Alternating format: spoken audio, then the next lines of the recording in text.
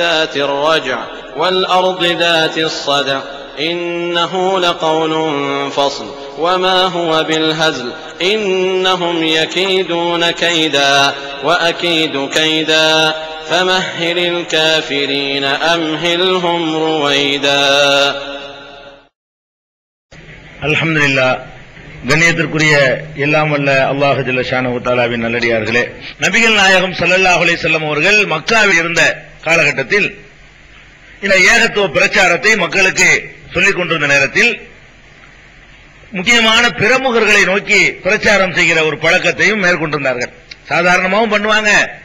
பிரமுகர்கள் இருக்காங்க, தலைவர்கள், ஊருடைய முக்கியமான நிர்வாகிகள், சமுதாயத்தில் செல்வாக்கு படைத்தவர்கள், அந்த மாதிரியான ஒவ்வொருத்தரையும் சந்தித்து அவர்களும் இந்த மார்க்கத்துக்கு வரணும் அப்படிங்கிறதுக்காக பெருமானார் ஸல்லல்லாஹு அலைஹி வஸல்லம் அவர்கள் ஒருவருக்கு முக்கியமான பிரமுகருக்கு உபதேசம் செய்து கொண்டிருக்கிறார்கள்.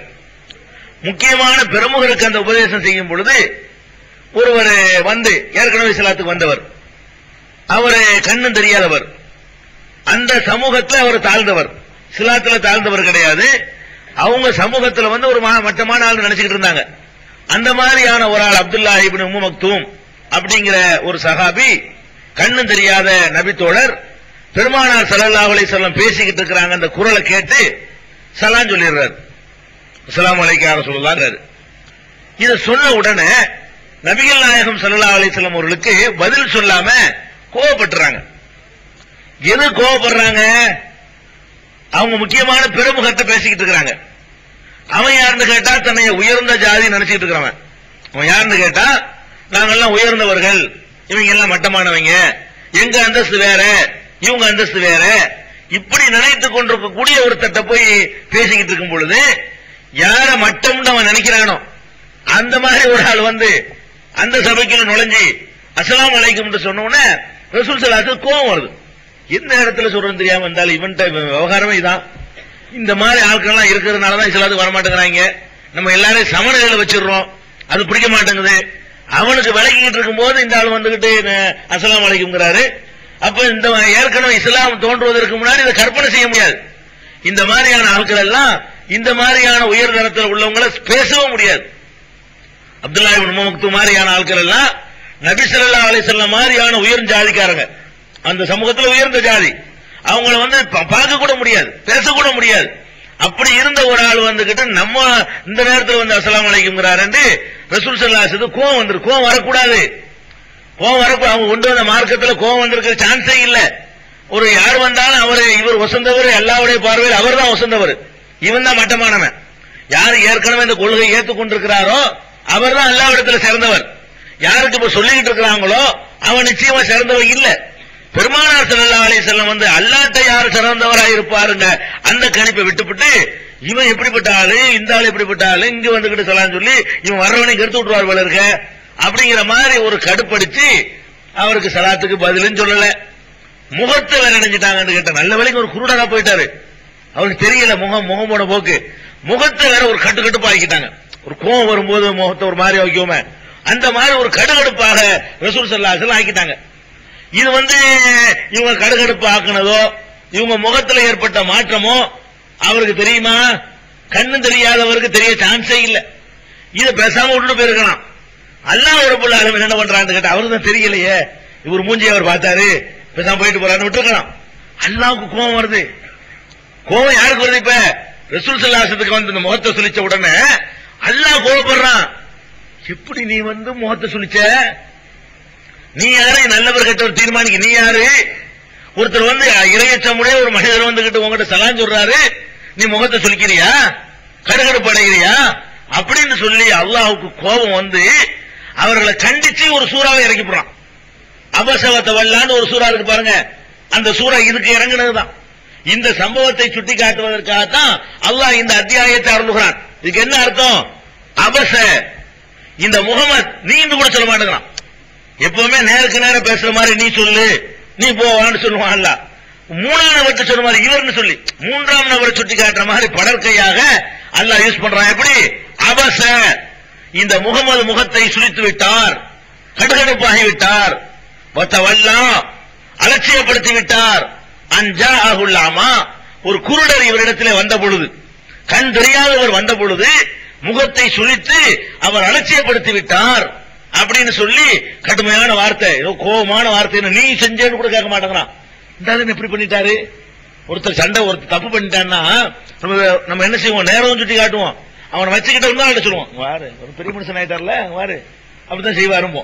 அவன் பக்கத்துல இருப்பான், நீண்டு சொல்லலாம், நீண்டு சொல்லாம இப்படி சொல்ற கொஞ்சம் இன்னும் கொஞ்சம் வெறுப்பை காட்டுறது, இன்னும் கொஞ்சம் கோபத்தை காட்டுறது, இன்னும் கொஞ்சம் அந்நியப்படுத்தி காட்டுறது, அந்த மாதிரி ஆரம்பிச்சுட்டு நேரம் பிடிக்கிறான். அப்புறமேலு அப்புறம் என்ன செய்யறான், நேரம் பிடிக்கிறான்.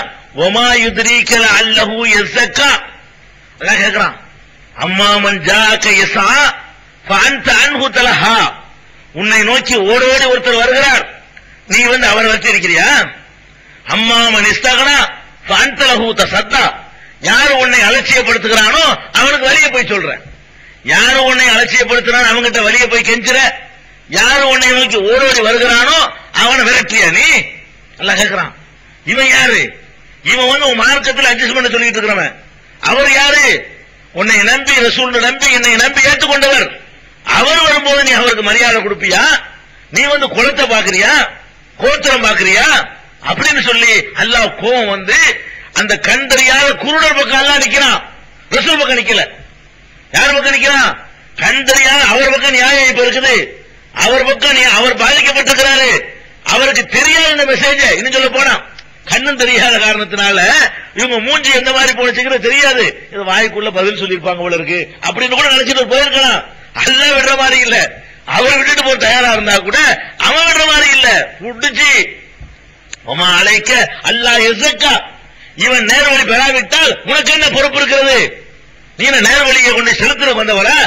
இவன் வரட்டும் என்ன பண்றது, இவன் தொலைஞ்சுட்டா என்ன பண்றது, இதுக்கு நீ வளைய உனக்கு நிறைய இருக்குறான். உமா அழைக்க அல்லாஹ் யஸக்கா, இவன் நேர்வழி பெறவில்லை என்று சொன்னால், இவன் தூய்மையானவனாக ஆகவில்லை என்று சொன்னால் உண்மையில் எந்த பொறுப்பும் இல்லையே, உனக்கு எந்த விசாரணை வராத, சொன்னியாங்கிற மட்டும்தான் விசாரிப்பானா, சொல்லிட்டீல அதோட விட்டுட்டு போவியா?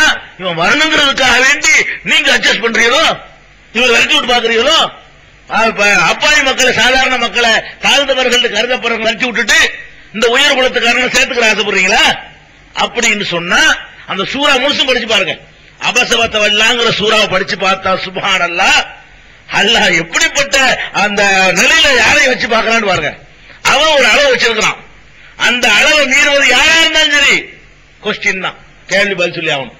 அந்த அளவு போல மீறினது ரசூல் ஸல்லல்லாஹு அலைஹி வஸல்லம் இருந்தாலும் சரி பதில் சொல்லித்தான் ஆகணும். அப்ப அஸ்ஸலாமு அலைக்கும் ஒரு சொல்லிட்டாருன்னு சொன்னா பெருமானார் ஸல்லல்லாஹு அலைஹி வஸல்லம் அலைக்கும் அஸ்ஸலாம் சொல்லி இருக்கணும். அங்க எப்போ மாதிரி இவன் முன்னாடி ஒரு மாதிரி, இவன் இல்லாத நேரத்தில் ஒரு மாதிரி நடந்திருக்க கூடாது.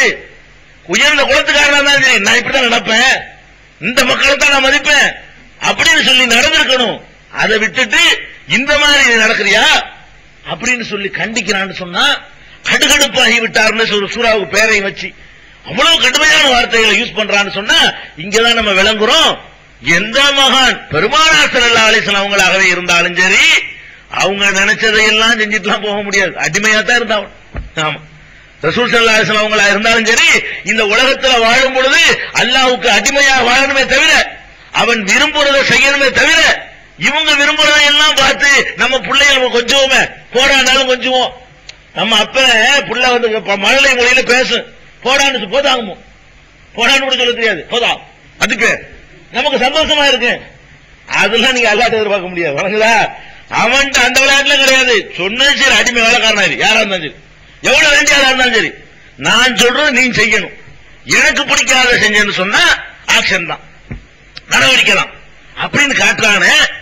இதுக்கெல்லாம் பிறகு எப்படிங்க நீங்க ஒருத்தர் மகானு, அவர் அல்லாஹ்வுக்கு வேண்டியவர், அவர் போய் அல்லாஹ்ட்ட வாங்கி தருவாருங்கிறீங்க? அல்லாஹ் யார பக்கம் நிக்கிறான்னு பாத்தீங்களா? இன்னும் சொல்றான், ஃபஸ்பிர் நஃப்ஸக